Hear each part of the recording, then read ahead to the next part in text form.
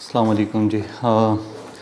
आज की वीडियो हमारी ये पेशावर न्यू वैली जो पीडीए की तरफ से एक सोसाइटी लॉन्च होने जा रही है, उस हवाले से कुछ खदशात है हमारे प्रॉपर्टी एसोसिएशन की तरफ से भी, कुछ हमारे भी, और कुछ चीज़ें ऐसी भी हैं। हर चीज़ में कुछ नेगेटिव और कुछ पॉजिटिव पॉइंट्स होते हैं। तो हमेशा हम एक ही चीज़ कहते हैं कि किसी भी जगह इन्वेस्टमेंट करने से पहले उसकी प्रीवियस हिस्ट्री देखना ज़रूरी है कि जो बंदे या जो डेवलपर या जो इदारा सोसाइटी लॉन्च करने जा रहा है तो उसकी प्रीवियस हिस्ट्री देखनी ज़रूरी है। अब ये है कि पीडीए जो है अभी एक सोसाइटी लॉन्च करने जा रही है न्यू पेशावर वैली के नाम से। तो उस हवाले से कुछ चीज़ें थी, मैंने सोचा कि मैं आप लोगों से शेयर कर दूं, जो कि एक प्रॉपर्टी एडवाइज़र के नाते हमारा फ़र्ज़ बनता है आप लोगों को इन्फॉर्म करना। कुछ चीज़ें इसमें अच्छी भी होंगी, कुछ बुरी होंगी, दोनों को हम डिस्कस करेंगे आज इंशाल्लाह। देखिए, पीडीए ने रीगी मॉडल टाउन और पीएचए और 2-3 सोसाइटीज़ और भी लॉन्च की है, ठीक है।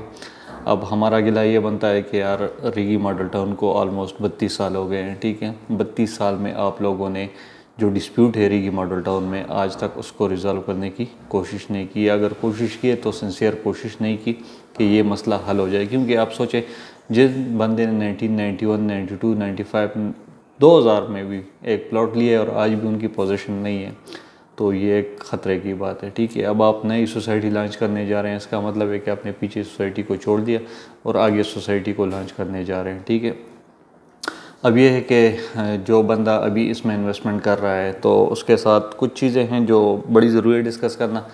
देखिए, ये गवर्नमेंट अब इस सोसाइटी को लॉन्च करने जा रही है, ठीक है। फॉर एग्ज़ाम्पल, ये अभी इनिशियल में है, आपको पता है इसका रकबा 1 लाख कनाल से ऊपर बता रहे हैं ये लोग।